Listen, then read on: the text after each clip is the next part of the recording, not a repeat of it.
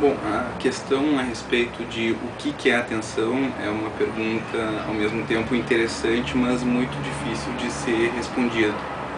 Hoje em dia os pesquisadores da área da atenção não estão preocupados tanto em definir atenção em função de ser uma tarefa muito difícil. Hoje em dia a preocupação maior é em estudar problemas muito concretos, problemas muito específicos envolvendo o que se chama de a problemática atencional. Então, a atenção ela podia ser definida como um conjunto de habilidades inespecíficas que podem se combinar de uma forma ótima para a exigência da tarefa em questão. Um aspecto importante em relação a isso é de que, dependendo da tarefa, o recurso atencional necessário para o processamento, para o desempenho daquela tarefa, vai se dar de uma maneira diferente. Algumas tarefas requerem um empenho, requerem um esforço cognitivo mais importante em relação a tarefas mais simples. Então, a atenção, o nível de processamento exigido vai depender da demanda da tarefa. No caso específico do impedimento no futebol, a gente tem, a grosso modo, duas possibilidades em termos do foco atencional no momento em que o passe ocorre.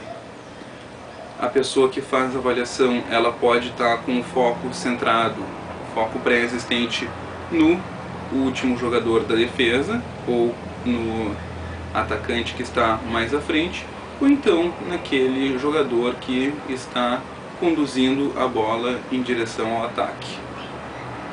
Então, duas são as avaliações: o momento em que a bola foi lançada e a posição que o jogador estava nesse momento. É interessante perceber que essas são duas tarefas que requerem recursos atencionais diferentes. Demanda um maior esforço cognitivo a pessoa fazer uma avaliação da posição que estava um objeto em movimento, no caso, o jogador, o atacante, em relação ao último da defesa. Então, determinar essa posição de um objeto móvel é uma atividade que requer um empenho cognitivo maior do que o lançar da bola. Uma ideia que se tem é de que, para se determinar a posição do jogador, do atacante, essa tarefa vai requerer um empenho cognitivo maior, vai requerer um processo mais aprofundado de processamento, ao passo que perceber o lançamento da bola pode ser uma tarefa processada com uma atenção periférica, um processo que demanda um empenho cognitivo menor. Então, é interessante perceber que a pessoa que está expectando, o espectador, ele geralmente está observando o jogo, ou seja, está observando, né, o movimento do time quando está de posse da bola.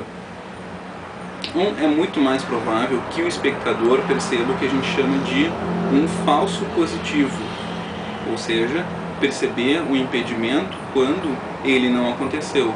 Na medida em que um espectador normal, quando o jogador lança a bola, depois desse momento ele vai fazer um deslocamento atencional para o processamento da posição do atacante em relação ao último zagueiro. E nesse processo de deslocar da atenção se podem ter alguns erros, se podem ter alguns vieses. Então, na medida em que a pessoa repara mais no jogador que está lançando a bola, tem uma maior chance de ter um falso positivo. Por quê? Porque ele vai precisar fazer um deslocamento da atenção muito rápido, e nesse processo rápido ele não vai ter condições de lançar um processamento suficientemente aprofundado para determinar com precisão a posição do último jogador. O bandeirinha, por sua vez, ele está treinado para focalizar sempre a atenção no último jogador.